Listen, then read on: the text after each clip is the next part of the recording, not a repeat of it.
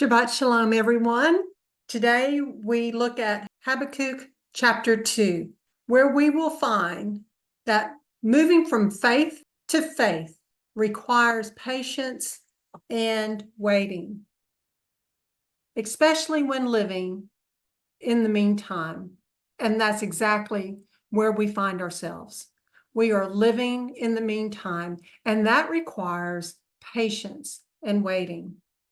For there is a time when Yahuah says enough, when the cup of iniquity is full, and the compassion of the lovingly committed one, Yahuah, is rejected for the last time.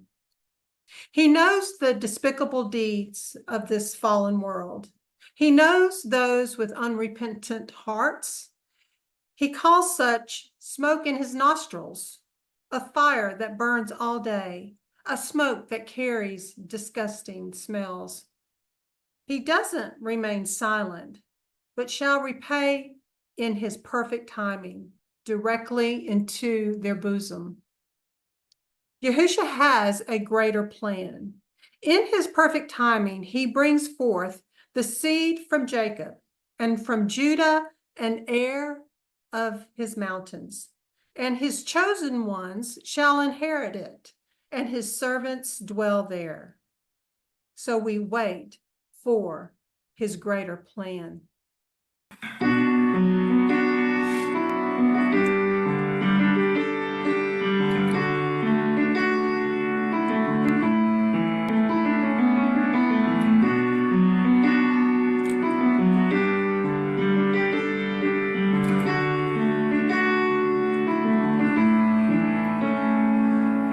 Crazy how the little things in life seem to work themselves out when you thought you lost the fight.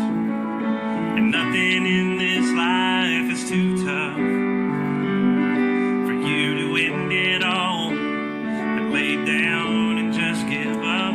So I'm begging you to see the good side of everything. Just hold on to me, I'll never let you fall. Please stay with me, and we'll make it through. You need to live and be free, and know at times that life gets hard, but you'll see. If you wait and stay strong, climb that rugged mountain and move on. So my friend, just take my hand and you'll see the greater plan.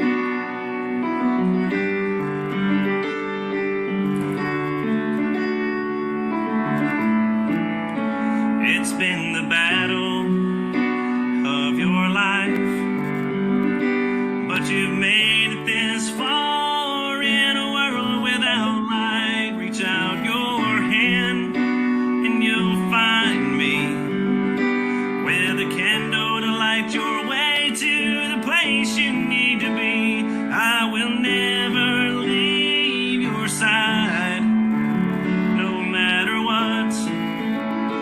I'm your friend and I'm here to see you through. Trust in me, my friend, and you'll see.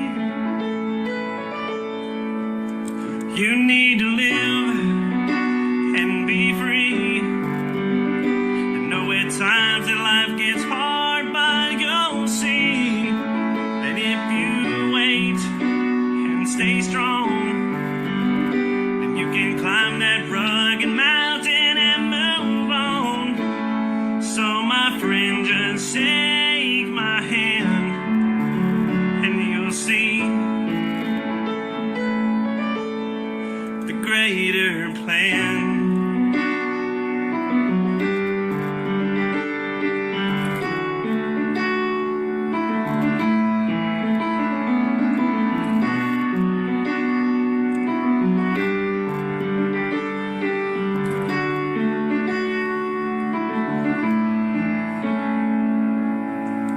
There you go, guys. I hope you enjoy it. Thank you. We have covered much ground over the past 2 weeks. We have seen living in the meantime is the time between the revelation of Yahusha HaMashiach and his impending return. This period of time that requires us to be steadfast. We see the invasiveness, do we not, of Mystery Babylon, and it is at a threat level. Society has become saturated with Babylonian ways and have started to embrace such ways as the norm. This burdens Yahuah's people inwardly and outwardly as we see such take place. Like the psalmist, we ask Yahuah, why do you show us iniquity? We too find ourselves under mystery Babylonian domination and ask, how long, Yahuah, do we bear this sorrow in our heart as enemies lord themselves over your people? Yet we understand that Yahuah is a just Elohim, and we know that the cure for the iniquities will be worse than the disease, for the great tribulation will bring on the cure.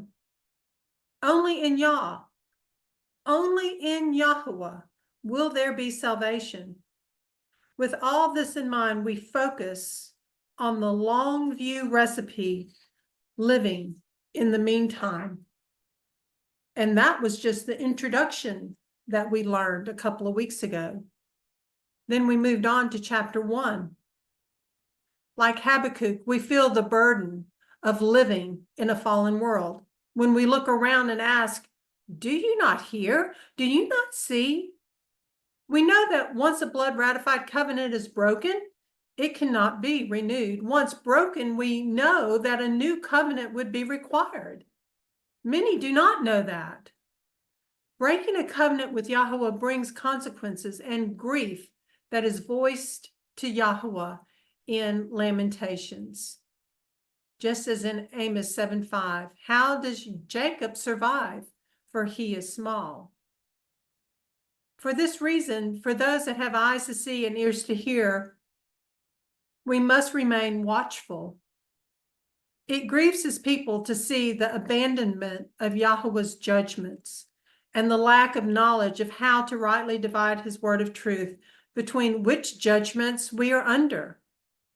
Are we under the administration of covenant Torah versus are we under the administration of book of the law Torah?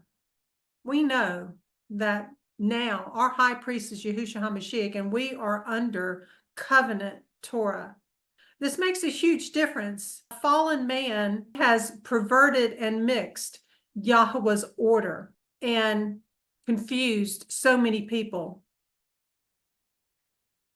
In his word, Yahuah says, my people perish for lack of knowledge. One of our greatest weapons is the sword of the Spirit, the word of Yah, declared from our mouths and spoken in our prayers. We remain mindful to present our prayers in alignment with his word and his covenant judgments. Of course, we want to pray according to his will to be done. We live in the evening hours, the last hours. We live 1 minute before midnight, do we not? The time when we should guard ourselves from ravenous evening wolves that raise their heads, yet cloak themselves in sheep's attire. We must choose the right order to follow because this world wants to feed people the new world order instead of Yahuah's divine order. The new world order is presently working on creating chaos so they can implement their solutions. And their solutions will exclude the one true living Elohim of Abraham, Isaac, and Jacob, leading to a godless society and a chaotic society. Today, we will see that we should wait. One of the greatest earmarks of our faith is waiting. There is no comparison between his inspired word and human logic. Yahuah dwells in his word and trumps any human logic, intellect, and reasoning. The foundational key we will see, the very key to the blessing, is understanding how to wait. We move from faith to faith, and we will see that this is the Apostle Paul's living mantra. Yah's righteousness condemns, then justifies. Righteousness of Yah condemns, and then the righteousness of Yah justifies. We must first be convicted of sin before we can turn from sin and be justified. We must stand firm in faith and not succumb to worldly ways. We must not turn back. We must run the race and press forward. And when Yahuah sees that the cup of iniquity is full, Yahuah will move, and this fallen world will never know what hit them, for it will come suddenly, like a thief in the night, and then it will be too late to repent. He does have a limit to human wickedness. Now let's look at waiting. One of the greatest earmarks of our faith is waiting.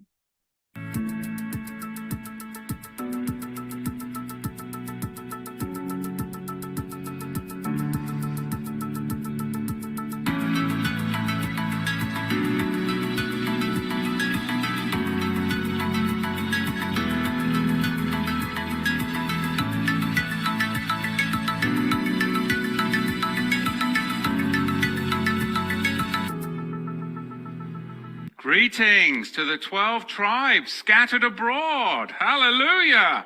We are in Habakkuk chapter 2 today. So let's turn in our Kadosh holy word to the book of Habakkuk, and we are in chapter 2. I'm going to delve straight in with the watchman.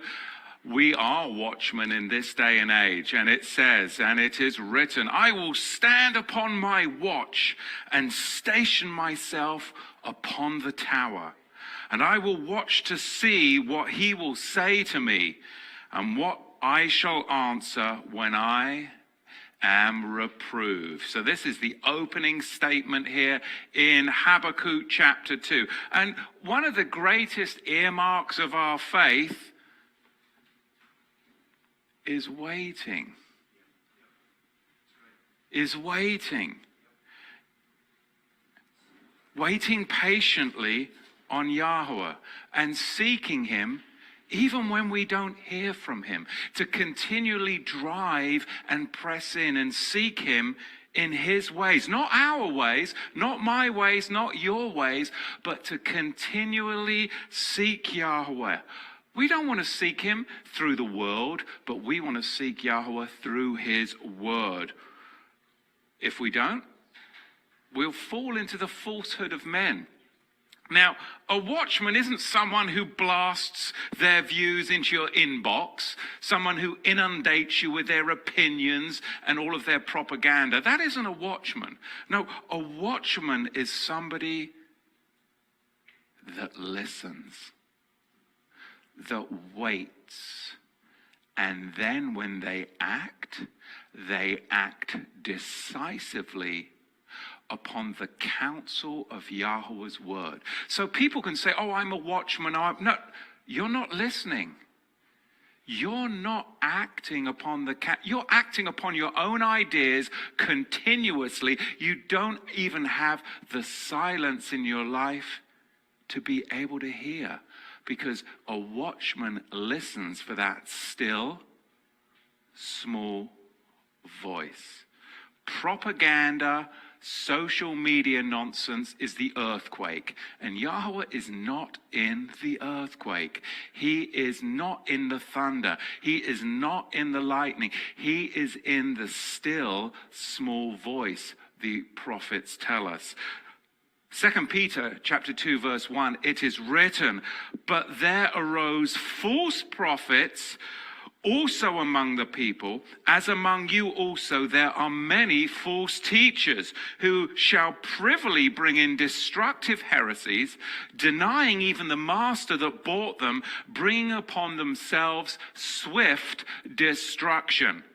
And in 1 Corinthians chapter 1, verse 20, additionally, it is written, where is the wise?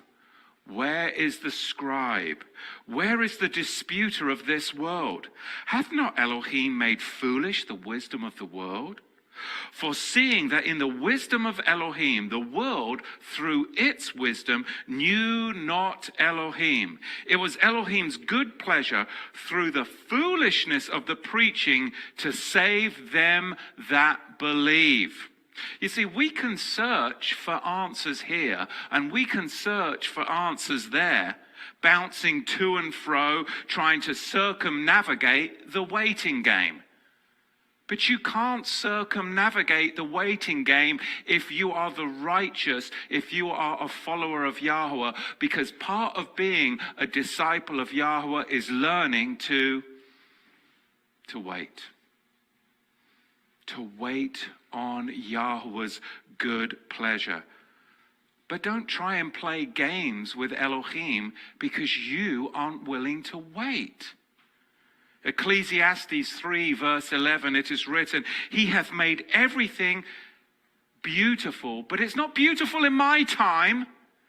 It's not beautiful in your time. It's beautiful in his time. Because my time, I want it now. Okay, there's going to be change. I can see change coming. I've got to make the changes now. But it doesn't work like that.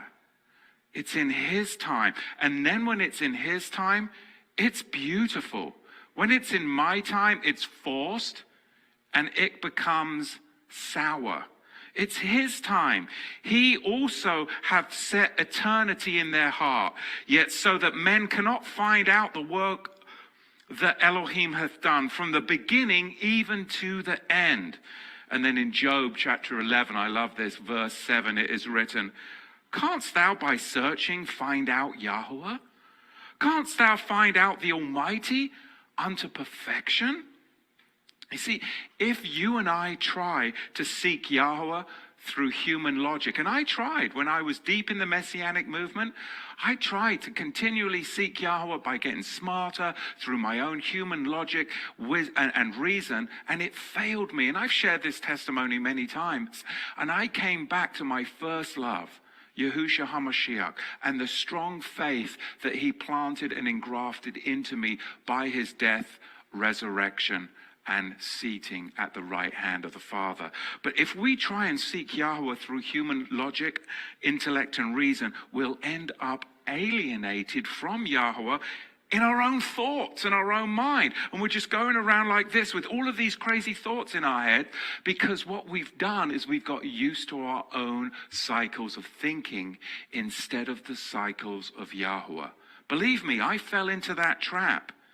Feeling like your way is actually hid from Yahuah, like he doesn't even really know you at times, that he's wary of seeking you. He's not searching for you as you search for him. You'll become ever increasing weaker in your faith because you listened to the small voices in your head instead of his still small voice.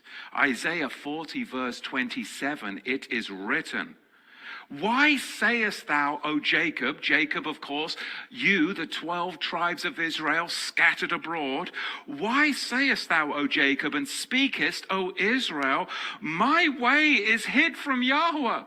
He's not listening to me. He doesn't even see me. He doesn't even hear my prayers. Why is my way hid from him? Well, how are you approaching him, Matthew? Is it through your intellect, logic, and reason? The wisdom of men, the folly of men? Or are you seeking him through his word? Are you seeking him through a still, small, quiet voice? Why sayest thou, O Jacob, and speakest, O Israel, my way is hid from Yahuah, and justice due to me is passed away from my Elohim? Hast thou not known? Hast thou not heard? The everlasting Elohim, Yahuah, the creator of the ends of the earth, he fainteth not. Neither is he weary, and neither is he, but he is searching, no searching, nor understanding. He giveth power to the faint, and to him that know might, he will increase your strength. When you're feeling weak, he will increase your strength. But in reality, we know, come on, we do know, the true revealer of Yahuah is the word of Yahuah. The true revealer of Yahuah is the word of Yahuah. A slow meditation upon the word is what the watchman does. And this is Habakkuk, chapter 2, the watchman, the slow meditation upon the word of Yahuah. Here a little, as the prophet says, there a little, precept upon precept, line upon line. Don't let Satan scatter ashes in your eyes and darken your judgment. Please. There is no comparison between Yahuwah's inspired word and human logic, intellect, and reasoning. No comparison. Yahuah dwells in his word. The enemy's time is short, and he is desperately pioneering the path to artificial intelligence. But even with AI, that will fail against Yahuwah's inspired word and wisdom.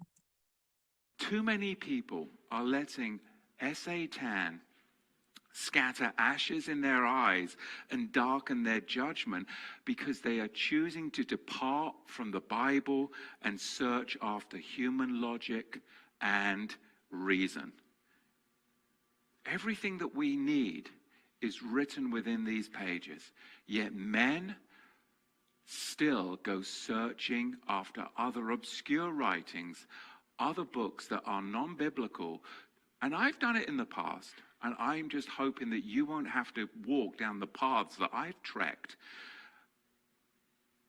Because the Bible, Scripture alone, is Yah breathed and inspired. It is good for reproof and the building and equipping up of the saints.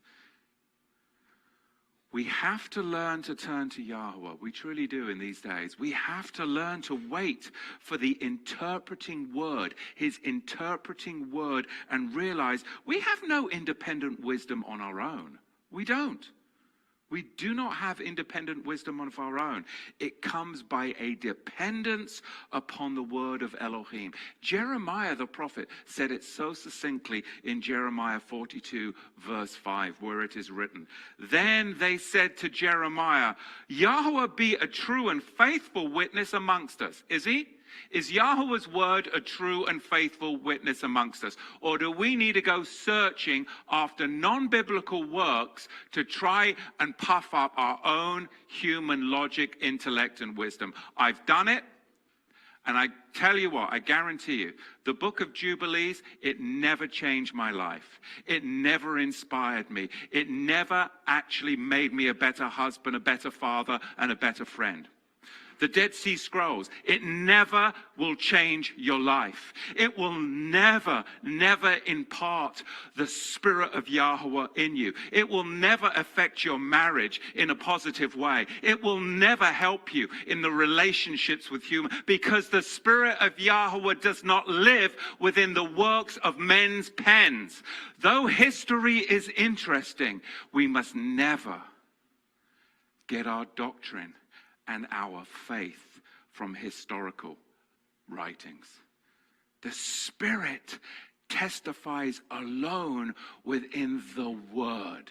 Spend your time in the Word and do not be deceived by the folly of human logic, intellect, because it will fail you. There are so many that are departing. But you, please, do not do those things. I praise Yahuah that I am able to testify these words to you, because you know what? Yahuah showed me the folly of the ways that I had gone within searching those things Never again. And I return to my first love to teach the first love and the truth of the word to you. Jeremiah understood these prophecies. He understood these truths as well. Then they said to Jeremiah, Yahuah will be a true and faithful witness amongst us. But we've got to seek him where he dwells. He dwells in his word by his spirit. He does not dwell in history.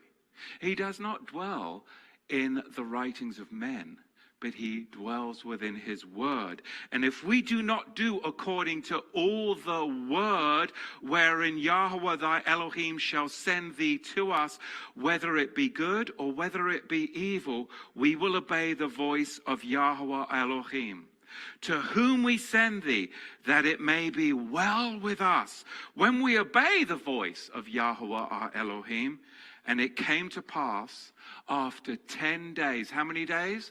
After 10 days that the word of Yahuah came to Jeremiah. Did Jeremiah wait? Did Jeremiah wait upon the word of Yahuah? Or did the word of Yahuah come to him immediately? He had to wait. Like Habakkuk chapter 2 verse 1, a watchman waits patiently. This is a word of encouragement to all of you. To wait. To be patient. Yahuah is working together with his son in your life. You may not see it right now, but wait, because he is continually working together with his son in our lives. And in dark times, you will need to have the strength of confidence to rely that he will speak to you. Because in the dark times, will you and I have the confidence that Yahuah has yet more to speak to us? Will we? Or will we abandon hope in the face of perplexity and trial and despair? It's where the rubber hits the road. You see, there is no question of this for Habakkuk the prophet. He is assured that Yahuah will act. Oh yes, Yahuah will act. Yahuah will reveal that there is much more to come if only we wait earnestly in prayer and expectation. Wait. Do you believe that there's more coming? Do you believe there's more coming in your life, or Yahuah's done with you?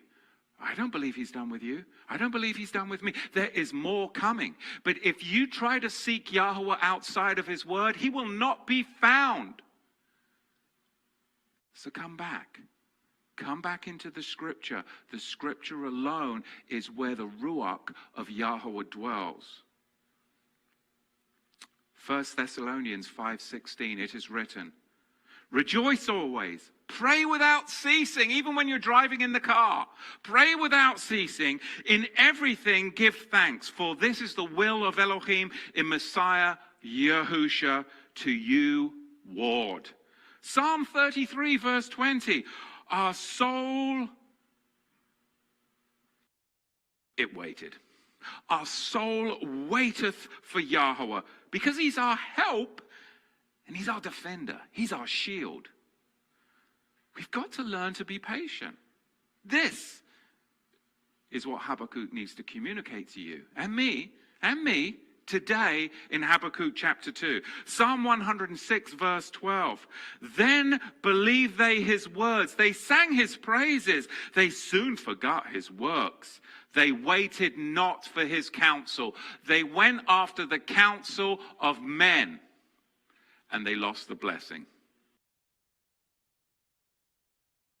The foundational key to the blessing, the foundational key to the blessing is understanding how to wait. In this day of internet, there is so much stuff to read, isn't there? I have little time for it. I have little time for it. Oh, you need to read this. Oh, look at this research. Oh, look at that. This is where I dwell. Look at verse 1. The watchtower is symbolic of ascending a high place to look into the distance for a sign, but we've got to wait for an answer. We don't like that bit. Yahuah alone determines when his promises will be delayed and when his promises will be fulfilled. Not me, not you. Listen to these biblical phrases that I'm about to speak, and we're all familiar with them, but oftentimes we forget them. It's all about waiting. In the fullness of time, meaning you've got to wait, because you're not quite yet there. In the fullness of time. When the hour has come, meaning the hour has not yet come, you have to wait. When it is fully ripe, meaning it's not ripe yet, you still have to wait. But of the day and the hour, no one knows, because we have not yet arrived there, and we still have to. It is the foundational key to the blessing is understanding how to wait on Yahuah. That's where the blessings are. It's in that struggle. And it is so opposite the world that we live in, where we hit a button, it's instantaneous. You go onto our current Torah to the Tribes website and you hit a button and you have to wait. And you have to wait, and you have to wait. And maybe in 5 minutes the page will load. Well, that's all going to change in the next 3 weeks, because we understand that people don't like waiting. And we don't want you to have to wait for our web page. But we do want each other to wait on Yahuah, right? But we live in a society where we hit the button and boom, it's got to be there. Well, our faith isn't like that. Don't carry that into the faith. We'll carry it into our website, but not into our faith, right?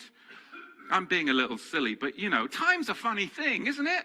Time is a funny thing. Time puffs, time pants towards its end. Hence the Pauline phraseology, it's like running a race, isn't it? Time puffs and pants towards its end. 1 Corinthians 9. It's like running a race. Now, Habakkuk at first may have thought that the Babylonian invasion was actually a wrench in the plan of Yahuah. He may have thought that the Babylonian invasion was actually derailing the plan of Yahuah, maybe even setting it back. I think that's what Habakkuk thought.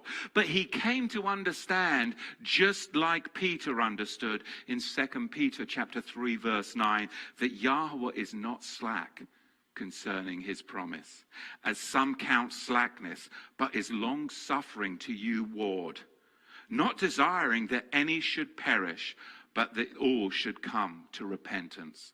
Look at verse 2 of Habakkuk chapter 2. This has been so rich to me, just so rich. Just the meditation upon the prophet Habakkuk and his words. And Yahuah answered me, and he said, write the vision and make it a plain upon tablets, that he may run that reads it. For the vision is yet for an appointed time. It shall speak to the end. It shall not lie, though it lingers. Wait for it, because it will surely come. It will not delay. We can't actually delay the kingdom of Yahuah's coming. We can't. But we can hasten it. We can hasten the kingdom's coming. 2 Peter 3:12. Look for and earnestly desire the coming of the day of Yahuah. Do you earnestly desire it, the day of the coming of Yahuah? And we can decide, you and I, we actually have the power to decide how we're going to live.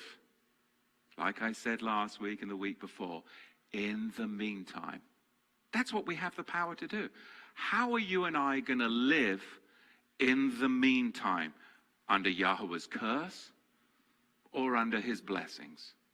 Under the book of the law or under the book of the covenant? How do you want to live? I choose to live under the Melchizedek book of the covenant, because that is where the blessings are. And if we choose the blessings, then the not yet can kind of become our now, can't it?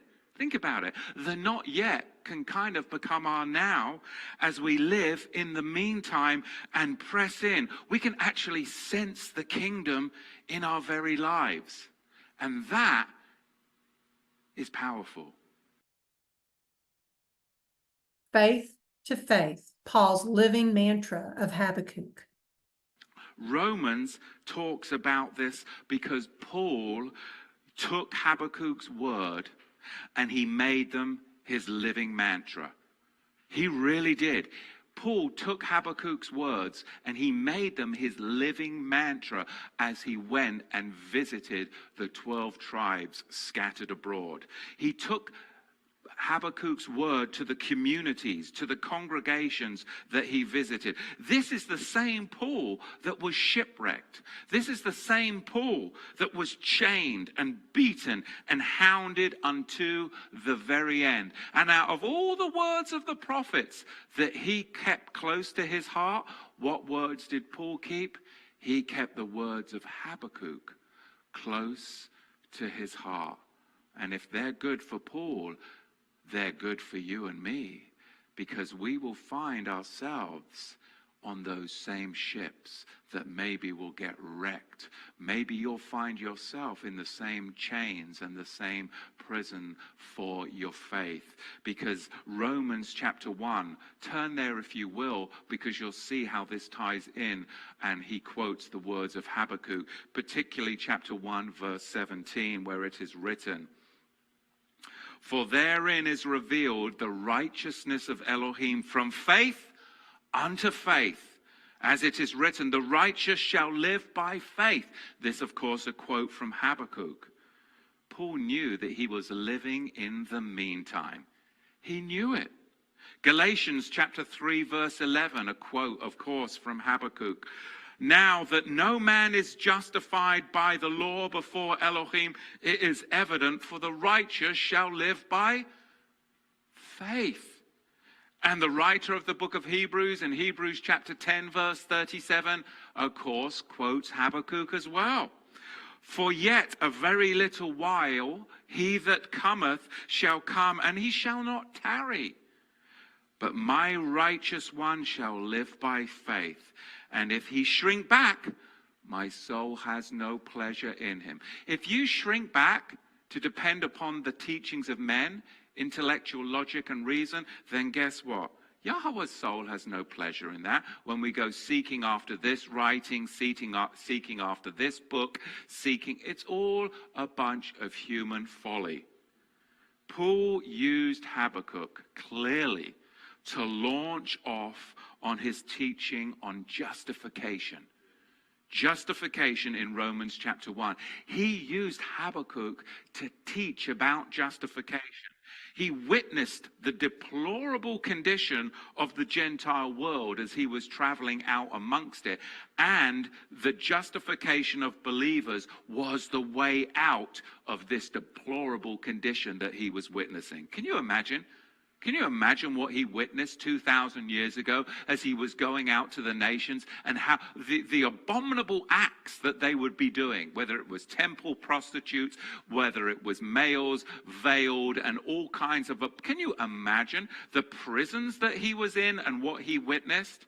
Oh, and he knew the only way out for these people was by justification. That was their only way out of the deplorable state. And we live in a similar kind of world where we look and we go, oh, that is abominable. How can their only way out of the deplorable state is by coming to faith? And that is that faith then justifies them. Because there's no good works that they can do, or you can do, or I can do, to get us out of the deplorable state. Do we agree on that? This is why Paul jumps off Habakkuk chapter 2 to form his theses on justification. For therein, that is, in this gospel which Paul is victorious in, is the righteousness of Yahuah revealed. Romans chapter 1, verse 17. Our own hopelessness and lack of joy is the product and consequence of our iniquity. It is. But our iniquity will show us the way of salvation, which then in turn shows us the way of justification. Listen, because this, I've been meditating upon this all week. Justification is the secret of the blessed gospel. It truly is. The Jews don't understand this. But justification is the secret of the blessed gospel. The gospel makes known a righteousness to me. It makes known a righteousness to you. That's Romans 1:18. Without the gospel, I would never know the righteousness that is available to me. But before I came to know the righteousness that was available to me, I had to make known the judgment of Yahuah against my condition. One must go before the other. It's only when I understood that the judgment of Yahuah against my condition, that I stand guilty, that then once that was revealed to me, my faith went from faith to faith. This is what he's talking about. And then I understood that there was justification available to me. People don't track this if they have not the heart after Yahuah. I know I'm excited, but I have literally been pondering this all week long because I've lived it. I've lived it. This is Romans 1:17 and 18, and it's from Habakkuk. I never used to know that. Yahuah is wholly just. Can we agree on that? He's perfect without sin. Yahuah is wholly just, whilst I am wholly a sinner. I'm wholly a sinner, and you're wholly a sinner. We've got a problem, don't we? How can a wholly just Elohim cohabit with a holy sinner? I'm not talking holy, I'm talking wholly. Okay, make sure that we don't get my accent in there too much. How then do we reconcile this distinction, this difference in the equation? Yahuah is wholly just, whilst we are wholly sinners. And as he is wholly just, then it absolutely must be necessary that we should have a righteousness so that we can appear before him. But where do we get that righteousness? We have to have a righteousness if we're going to be able to appear before him. And that righteousness, Romans chapter 1, verse 17 and 18, based upon Habakkuk, that righteousness is brought in by Yahusha. And it is revealed in the gospel, a righteousness that is a graciousness and a gracious method of reconciliation and acceptance, notwithstanding our guilt of our sins. This scriptural righteousness is called the righteousness of Yahuah. The righteousness of Yahuah. It's of Yahuah's appointing, it's of Yahuah's approving, and it's of Yahuah's accepting. That's it. It's of his approving, it's of his appointing, and it's of his accepting. It's the righteousness of Messiah, and it is from faith to faith, from the faithfulness of Yahuah to the faith of man. It's a beautiful thing if we can comprehend what Habakkuk is trying to let us understand, what Paul actually lived as a mantra.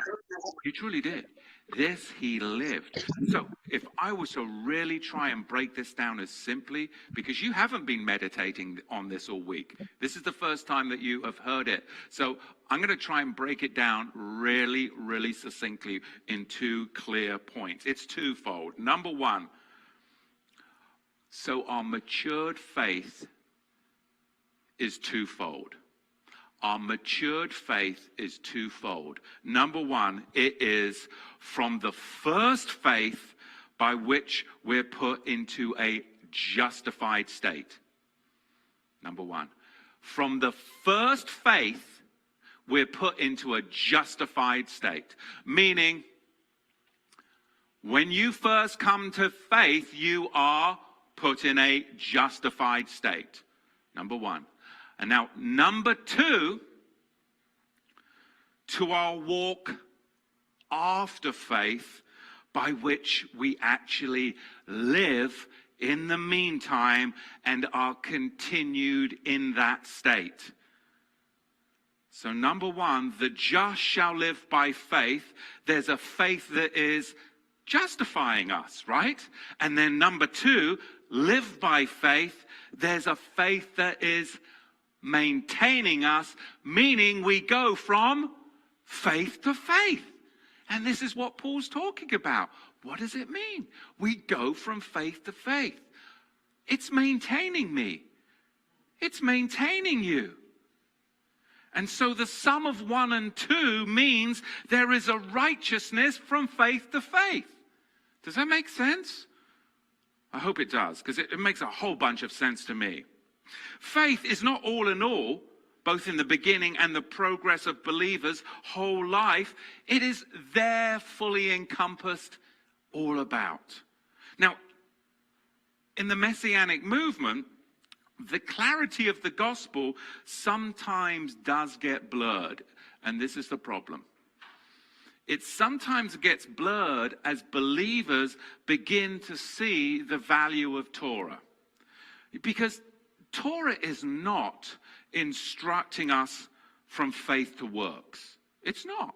Now, I know that the Jews believe it is, but it's not. Torah is not instructing us from faith to works, as if faith put us into a justified state and then somehow works preserved and maintained us in it. No, heavens forbid.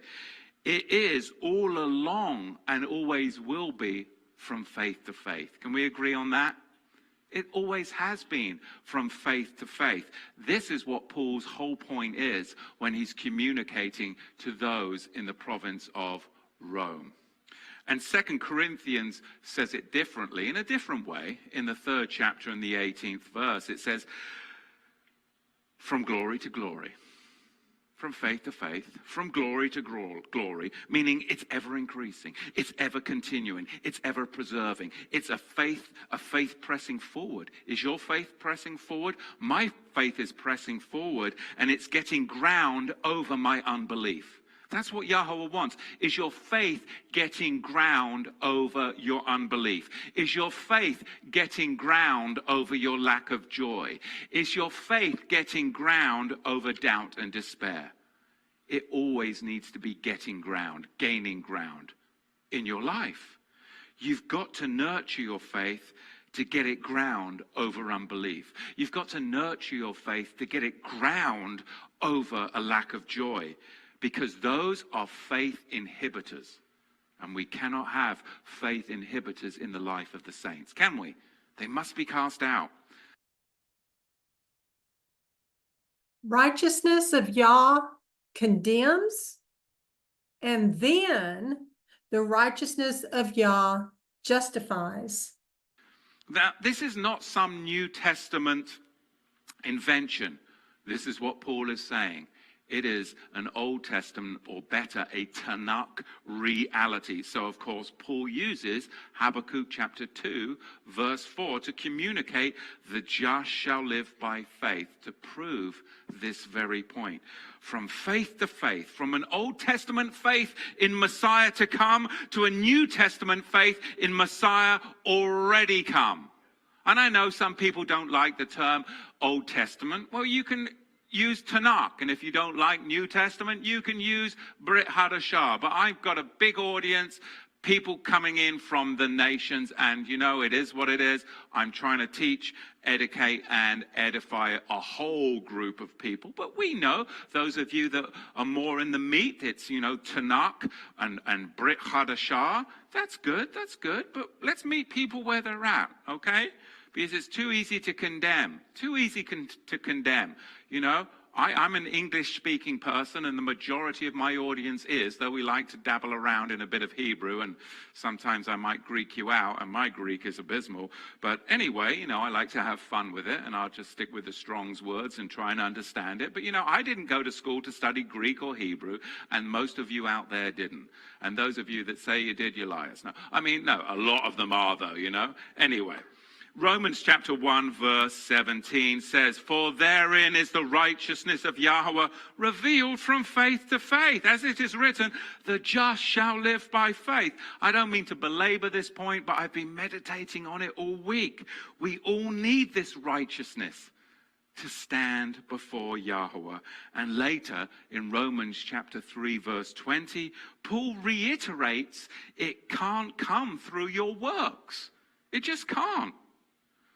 Therefore, by the deeds of the law, there shall no flesh be justified in his sight.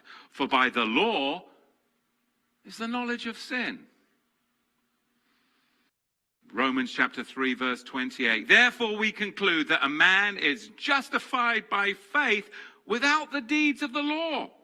We have to first witness the righteousness of Yahuah condemning, and then Then the righteousness of Yahuah justifying, and then we will appear worthy of all exception.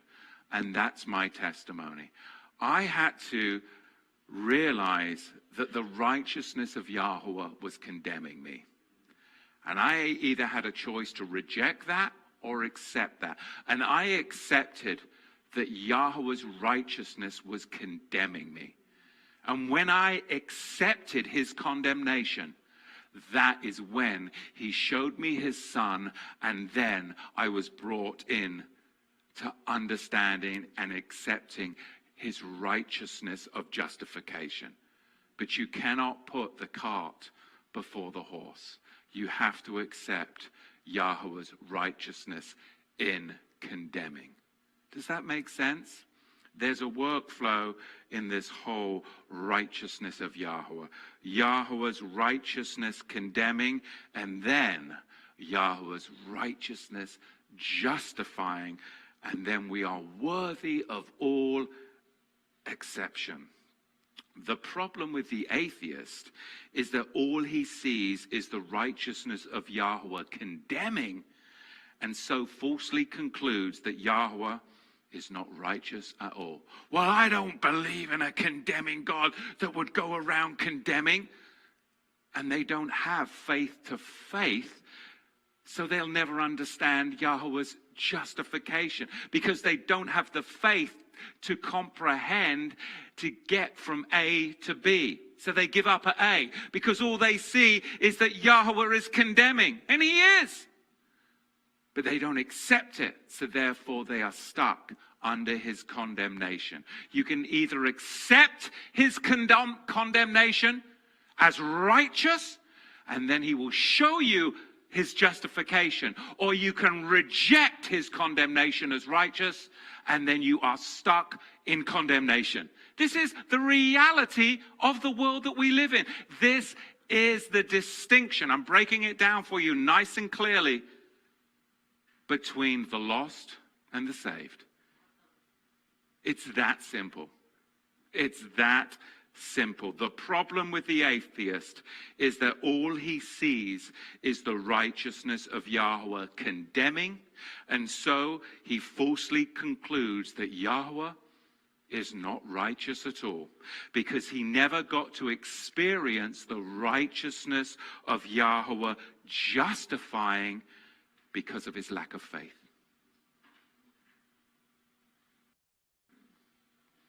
It was not from faith to faith for the atheist, was it? It was not from faith to faith. In Romans chapter 1, verse 18, the wrath of Yahuah is revealed. So the light of nature and the light of Torah reveal the wrath of Yahuah from sin to sin. Conversely, the gospel reveals the justifying righteousness of Yahuah from faith to faith. And it's amazing how skillful Paul is, that he chooses Habakkuk and he interweaves it into his gospel to the Romans. And I missed that for years, and I've done a whole teaching on Romans. But this week I got it, which is why I'm jazzed about it. I mean, I really am. But so I hope that you can be excited. Maybe not right now, but you go home now for the whole of next week and you meditate on these words, because it's powerful. When you see the connections between Habakkuk 2 and Romans 1, it's a mind bomb, especially if you were such a wicked, evil heathen as I was, and then you accepted his condemnation, and then he showed you the blessed Son, and you realized and accepted the justification that came. Faith to faith. So cling to faith in Yahuah and do not succumb to worldly ways. Paul wrote in Romans chapter 6, verse 15 through 17, "What then? Shall we sin because we are not under Torah but under favor? Let it not be. Do you not know that to whom you present yourselves servants for obedience, you are servants of the one whom you obey, whether of sin to death or of obedience to righteousness? But thanks to Elohim that you were servants of sin, yet you obeyed from the heart that form of teaching to which you were entrusted. Wow, I love it. Romans 1:18. For the wrath of Yahuah is revealed from heaven against all ungodliness and unrighteousness of men who hold the truth in unrighteousness. Habakkuk chapter 1 verse 4.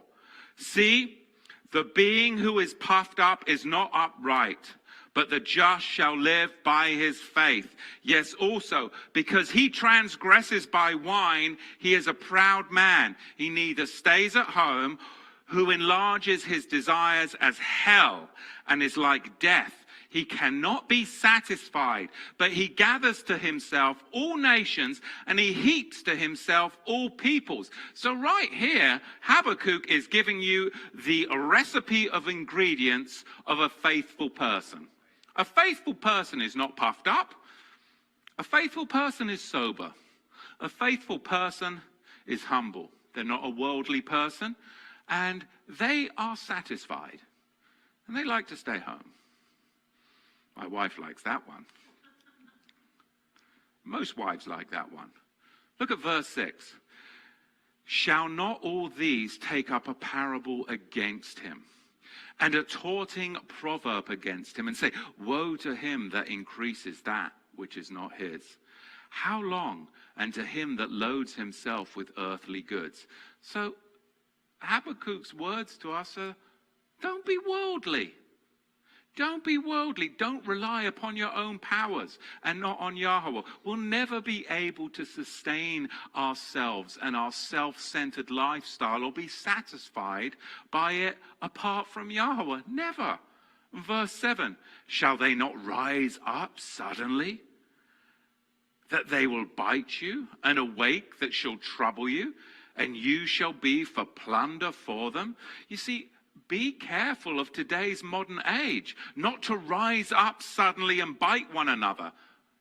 Too many people are doing that. As believers, we all need to learn to be patient before leaping into action. Surely we can see that, especially if it involves social media, where we don't have a full, clear view or field of vision. You only see partially. So don't leap up and bite one another when you don't have the whole picture. Be patient. Because, verse 8, you have spoiled many nations. All the remnant of the people shall spoil you because of men's blood, and for the violence against the land of Israel and against the city. And of all that dwell there, woe to him that covets an evil gain for his house, that he may set his nest on high, that he may be delivered from the power of evil. You see, Yahuah will make the great and the small alike drinks of his cup of judgment to fulfill his purposes. And these are the wicked woe oracles that we're now getting into. The wicked, they cannot rest. The wicked, they are crooked and bent, and they shall not abide. Yahuah's judgment will always come upon them in the meantime. Verse 10, you have consulted shame to your house by cutting off many peoples, and you have sinned against your own being. For the stone shall cry out to the wall, and the beam out of the timber shall answer it. Woe to him that builds a town with blood and establishes a city with iniquity. See, is it not Yahuah Sevot, that the nations shall labor only for fire, and the nations shall weary themselves for absolutely nothing? For the earth shall be filled with the knowledge and the glory of Yahuah as the waters cover the sea. But woe to him who gives his drink to neighbor, that pours from your wineskin to him and makes him drunk also, that you may look on their nakedness. As mankind tries to gain glory for himself in this age that we live, he tries to gain glory for himself by public works that are built upon wickedness and injustice. All it does is exhaust him. It wearies him out. His weary works are nothing but vain and empty endeavors, constructing today military machines and buildings of might, buildings and machines that fail before Yahuah's righteous judgment, is the age in which you and I live. As the nations labor for might and power over one another, this ultimately results in atomic fire and nuclear tribulation. Verse 16.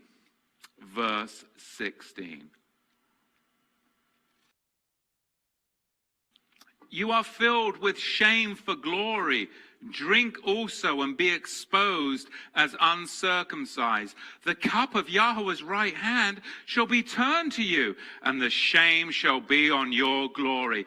You see, Yahuah is at work in the world, fulfilling his purpose right in front of you, right in front of me. He is at work fulfilling his purpose, and a big part of that working is his active judgment, which everyone seems to dislike. But that's a sign of his working in the world today. Verse 17. For the violence of Lebanon shall cover you. The violence of Lebanon shall cover you, and the plunder of beasts which made them afraid because of men's blood, and your violence against the land of Israel and the city and of all that dwell in it. Now this is a serious concern as we get into verse 17, because anyone who's familiar with Lebanon's history should tremble at these words. Look, for the violence of Lebanon shall cover you. That does make you tremble, especially in the light of the day and age that we live, in the generation that we live. Do you understand the violence that has covered Lebanon in the past 50 or 60 years? In the 1960s, Lebanon was known as the Paris of the East. It was a beautiful place where tourists would go for wonderful holidays to the beaches of Beirut.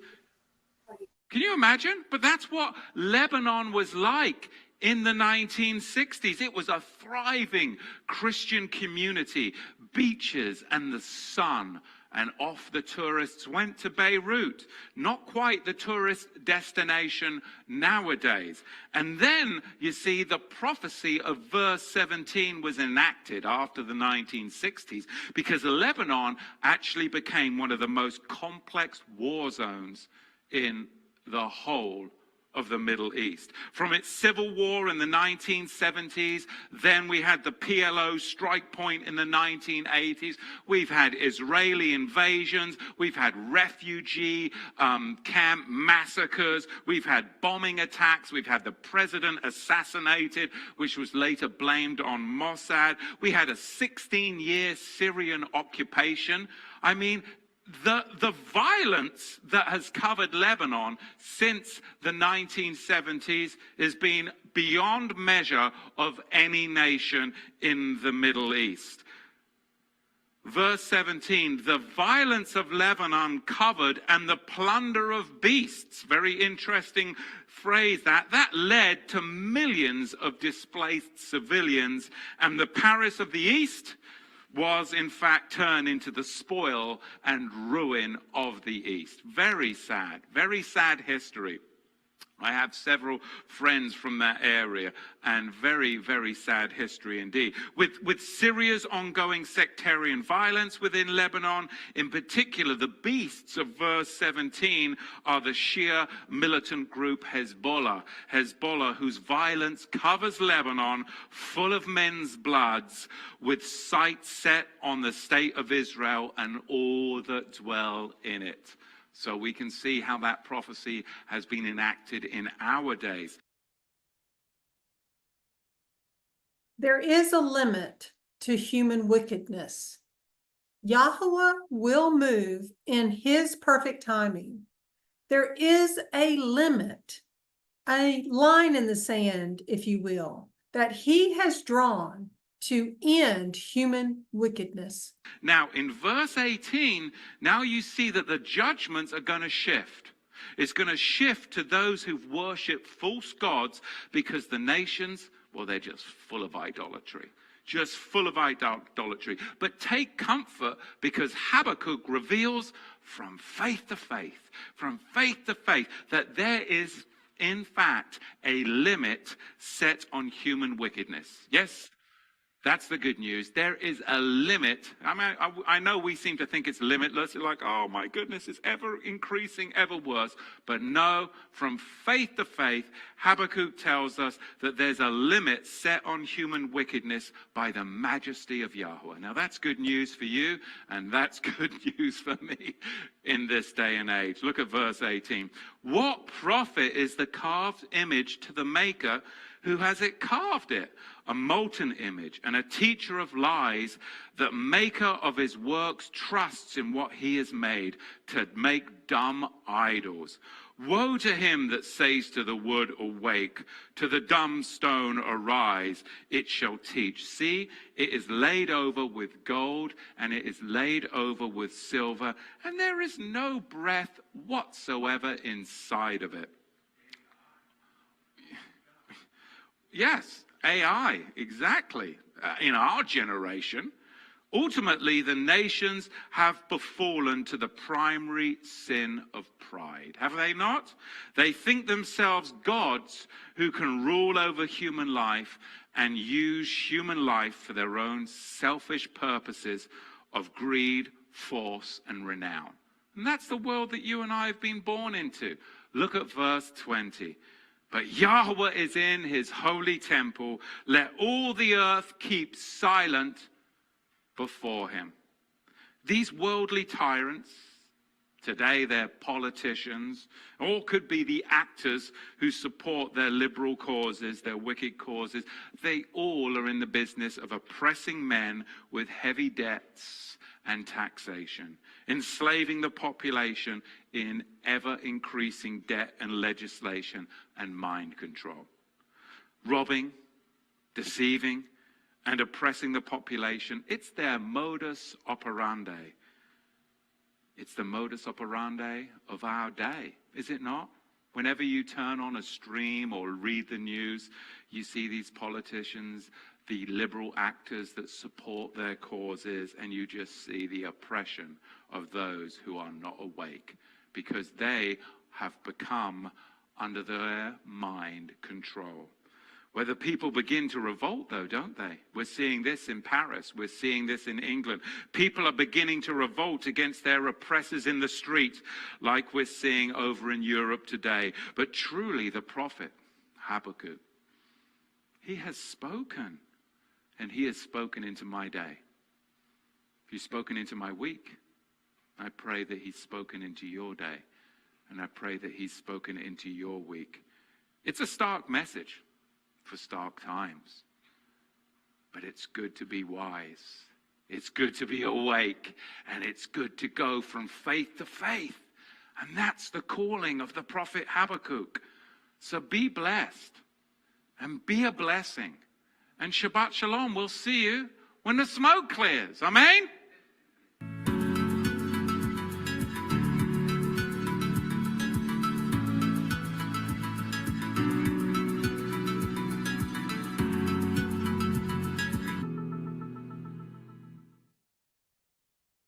Hallelujah. So remember, one of the greatest earmarks of our faith is what? Waiting. Waiting is one of the greatest earmarks of our faith, and it is the key to blessing. So wait, knowing his timing is perfect. Enter his rest and his peace that surpasses understanding. Shabbat Shalom.